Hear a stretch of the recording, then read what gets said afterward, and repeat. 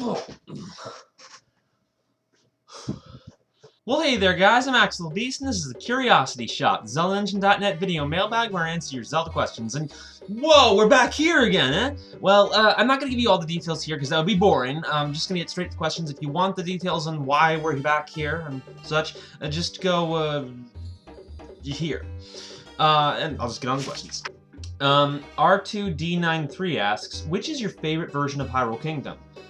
Well, I don't know. Like, I've never been a big fan of Hyrule itself. Like, it's a fine setting, but it's sort of typical, I guess. A lot of the other Zelda settings that they've done in other games, like spin-offs and such, have been more interesting to me, especially Termina. If I was to pick a version of Hyrule, though, like, again, they're very similar to each other, but is it cheating for me to pick A Link to the Past and include the Dark World in that? Is that allowed?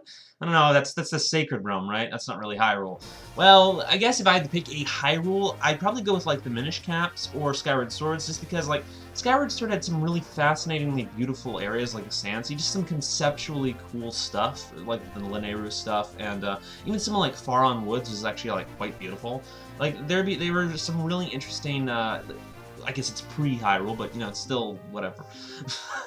Okay, maybe that doesn't count. Fine, Minish Cap. Minish Cap was a kingdom of Hyrule, and it has some of the coolest locations in the game, namely Royal Valley. Creepy, dark, always dark, covered because canyons block out the sun, whatnot. Creepy place. That and a lot of the other locations are cool. Very good Hyrule. It's fine, I'll just pick the Minish Cap. It's the only one that counts. Kendry Johnson asks, what is your favorite side quest in any Zelda game? Side quest being anything that isn't required for completion. Oh, I don't know why, but I got in the habit of calling the alien abduction thing, Majora's Mask at Romani Ranch, a side quest. It's not really a side quest. You do need to complete it, unless you're sequence breaking, I guess. I want to count that because that's like my favorite side. It's my favorite additional quest thing that's not part of the main quest line, but still needed to complete the game, I guess, of mine. But since that doesn't count, it is needed to complete the game. Gold Skull Tool is an Ocarina of Time. I think it's great how big it was. There's some really great rewards for doing it. I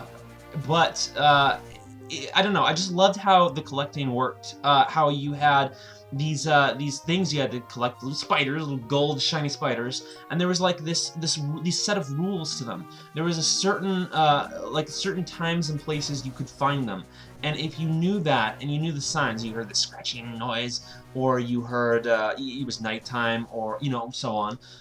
There was like this set of rules and this logic to hunting them down. So it was this really engaging side quest to me, and I really want to see something like that. I think they tried to with the Golden Bugs and Twilight Princess, but honestly, it just was not the same thing at all.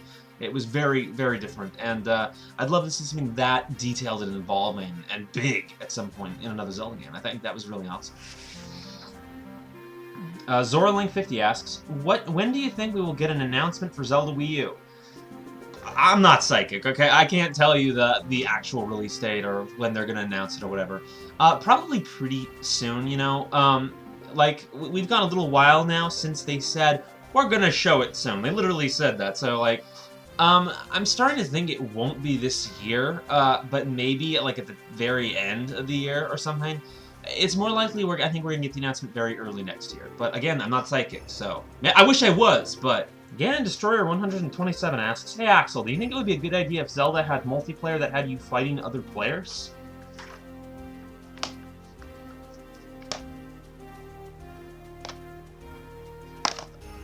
And actually, Four Swords Adventures has a mode like that too. I think it's called the Shadow Battle or something like that. There might be one or two other examples. But I like the idea of having a game, maybe not quite like those, like the DS games, but where you actually are like fighting other Links in actual combat or something. That could be interesting. I still I feel that Zelda is an adventure series, and I buy Zelda games to play adventure games, not to play some kind of deathmatch. However, adding something like that in could be very interesting if they did it in a way that felt Zelda, like you actually had to like maybe find weapons to use against each other and explore the environment as you try to take each other out. Something like that could be very fun. And like I've talked before a lot about how spin-offs should spin-offs for a series should always go crazy and really brainstorm new ideas. And I think that is it applies to something like this. You know, you could really experiment with different kinds of modes and different gameplay types, whether it's a standalone game that's a spin-off or a mode in an existing game. And I think something like this could be cool. Again, I wouldn't want it to interfere with my adventure Zelda, but it would be kind of interesting. I'll admit that. Master Rules asks, have you noticed that Spirit Tracks is incredibly similar to the anime Fullmetal Alchemist? Blonde kid, spirit in a suit of armor, 1800s, 1900s era, similar characters and plot points, alchemy references, prologue war, military references. My question is, do you think that this is just borrowing or outright stealing? And do you think Zelda Wii U should be all original ideas or take on an already existing story? It's very similar to Fullmetal Alchemist. I've seen the whole series, so I know what I'm talking about. Maybe not more than you, but I'm informed. You know, like, it is similar to Fullmetal Alchemist, but I think it's kind of arbitrarily so. There's a big difference in, like, the style, the style of the story, the way things are done, and what actually happens, honestly, is very different. So, while there are some similarities, they're kind of arbitrary, and I do think that they came up with them on their own, or at least they had the same inspiration. I didn't feel like the premise of Fullmetal Alchemist was terribly original. I mean, it was dealt with in an original way, and it was a great series. It's one of my favorite anime.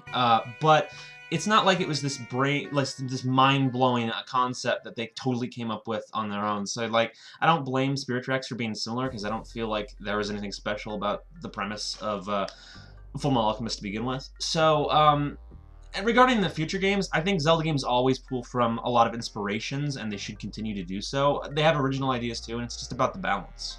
Zachary Zyjan asks, Link has been a carrier of many masks. In some cases, they can change his character completely. What do you think would happen if our beloved Link put on Majora's mask?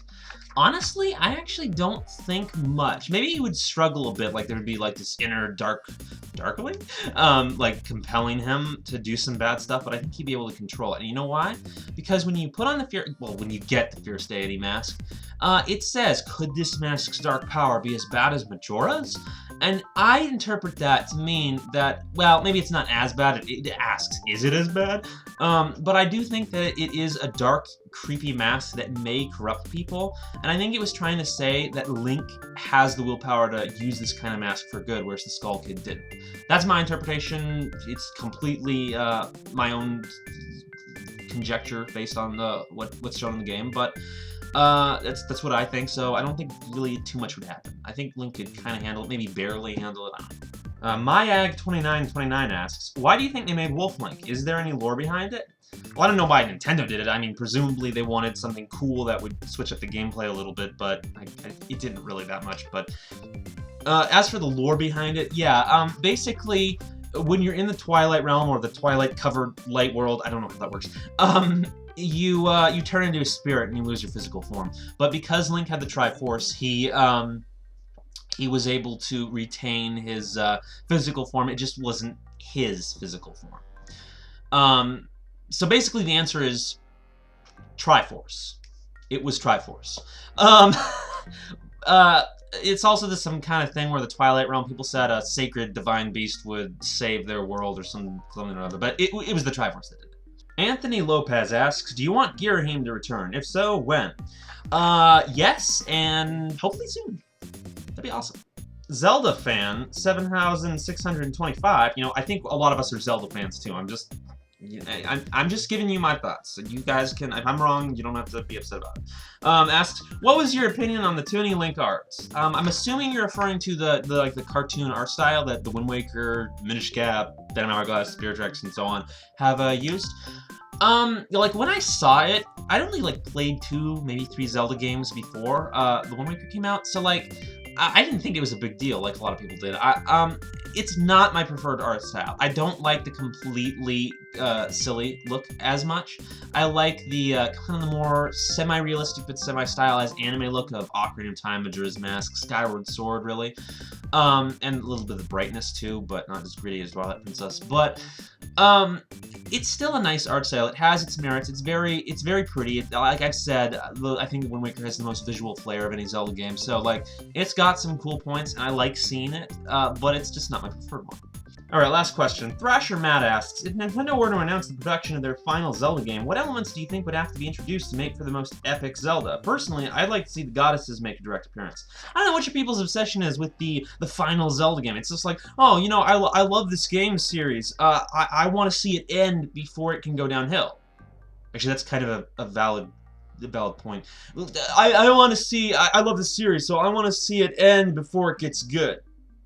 Ah, the joke's gone. You know, like, if they were gonna make the last Zelda game and they were trying to do a big finale, like, you know, you can do the kind of ending where it's just, like, open-ended, like, okay, there's some closure, but more of the same is kind of gonna happen because adventure, and that's cool. I kind of think it would be something like that, honestly, because that's what the end of every Zelda game is. But I guess if they want to do something big, some kind of big finale, I'd sort of go the opposite route from you, I think.